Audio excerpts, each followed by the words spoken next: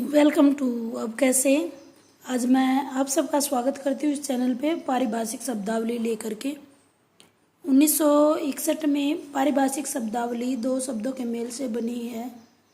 शब्द यानी शब्दावली का मतलब है शब्द प्लस अवली। इसका अर्थ होता है शब्दों की श्रृंखला। इन शब्दावलियों के अलावा विधि का भी क्षेत्र है जहाँ विशिष्ट शब्दावली की आवश्यकता पड़ती है। विधि शब्दावली के निर्माण का काम विधि मंत्रालय के विधि आयोग द्वारा किया जाता है। अब पारिभाषिक डॉक्टर रघुवीर ने पारिभाषिक शब्दावली का आदि पुरुष या पुरोधा माना जाता है, डॉक्टर रघुवीर, परंतु इनकी शब्दावली जो कि तो स्वीकार नहीं की गई है। पारिभाषिक शब्दावली के स्रोत क्या होते हैं? चार मुख्य स्रोत होती हैं, जैसे संस्कृत भाषा तथा उपसर्ग प्रत्यय समास और संधियों का प्रयोग करके हिंदी के तत्सम तद्भव देशज विदेशज शब्दों के साथ उपसर्ग प्रत्यय समास संधि का मेल करके आधुनिक भारत की प्रमुख आधुनिक भाषाएं और अंतर्राष्ट्रीय भाषाओं की विशेषता जैसे अंग्रेजी, फ्रेंच, जर्मन, रूसी आदि, ये सारे स्रोत हैं कहाँ कहाँ से ये बनते हैं।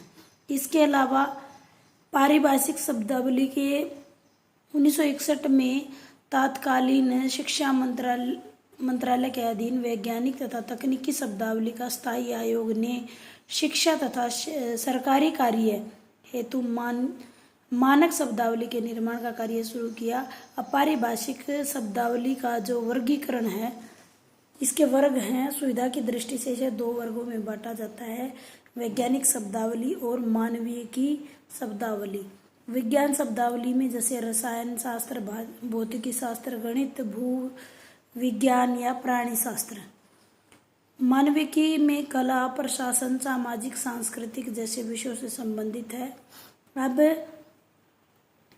अंग्रेजी, जर्मन, रूसी, जापानी और अरबी 6 भाषाओं में भी तकनीकी शब्दों का निर्माण किया जाता है।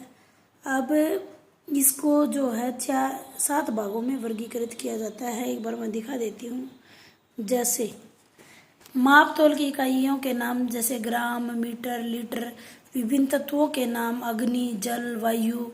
रासायनिक यौगिकों जैसे ब्रोमाइड, क्लोराइड, सल्फर।